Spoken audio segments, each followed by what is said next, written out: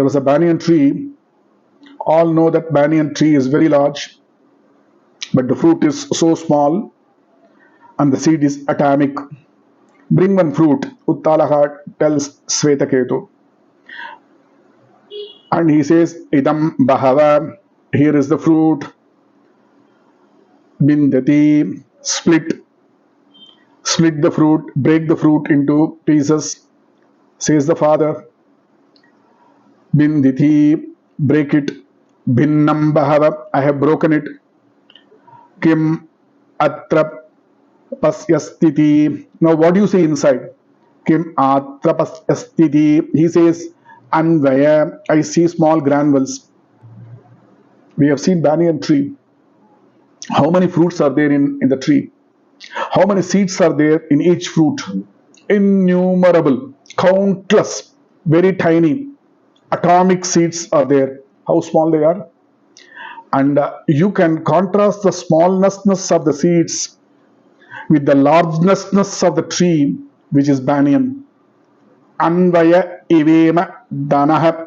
Very small seeds I see inside the fruit. Very tiny atomic seeds are there.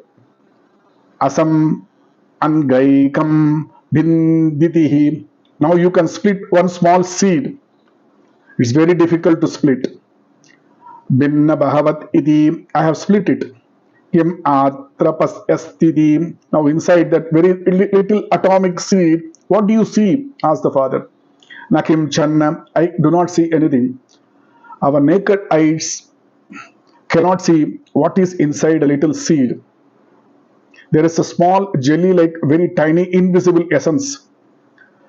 There is no solid hard substance there inside the little seed. And the son says it is practically invisible. And thin, apparently non-existent something, very little, subtle essence there inside that little seed has become this vast tree in front of you. Do you know this? How is this possible? Is it not a miracle that a terribly large tree grows from this little speck of jelly substance which cannot be even seen with your eyes? Look at this miracle. The so-called large tree that you see is nothing whatsoever so contained in the invisible speck inside the seed. So is this vast universe. We say this universe is so large, so big, so unmanageable, so gross, so weighty. This is exactly saying this tree is so big, but from where has it come from? It has come from a very small atomic subtle seed. That is the being, the essence of vast tree of this universe. So this being, the essence of this whole universe, is the self of the whole universe. This little jelly-like substance inside the little seed is the self of this whole tree. It is the Athma of this banyan, because that has become all this, and outside it is the tree does not exist. Tatvamasi, you are that, says the father. We can tell every branch of the tree, you are that essence. We can tell every leaf of the tree, you are that essence. We can tell every fruit and flower of the tree that you are that. And you will not be committing a mistake in saying that, because it is true. Even so, we can say to every individual, you are that Atman, Tattvamasi, because all individuals have come from Paramatma. When Chandogya Upanishad explains about the indwelling Atma, he does it with a sloka. Uttalaha calls his son and says, bring a little salt and put it in a cup of water. Says Uttalaga. The boy brought up a cup of water, put some salt in it. See me tomorrow morning, says the father. Next morning, the boy comes and greets the father. His father says, yesterday you put salt into the water. Bring that salt. He goes there and sees that the salt is not there in the cup at all. What has happened to the salt? It has become one with the water. So he could not bring the salt. The boy says, there is no salt in the water. Uttalaha says, now I shall prove that there is a salt. You sip a little of the water from the top and tell me how the taste is. He says it's saltish.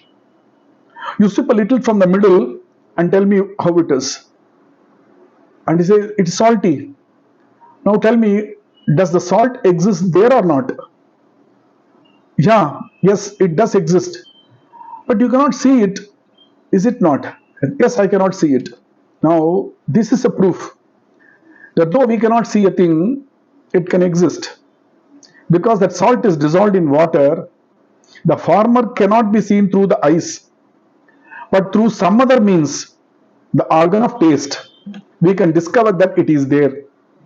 The generality of the salt, which has become indistinguishable actually from the body of the water, cannot be visibly seen with the eyes, no doubt. But we can find it out that the salt is there by tasting the water. By one means, we cannot see it, but by other means, we can. Similar is the case with the being that has entered into the substance of this creation. In the same way as we cannot see the salt in water, but we can verify its existence by some other means, that is by tasting, we cannot see this being, the Athma, in the particulars of this world through our organs, including the internal organ, as it is dissolved in the particulars as it were, but by employing other means other than the organs and the mind, we can find out that the being is in every particular.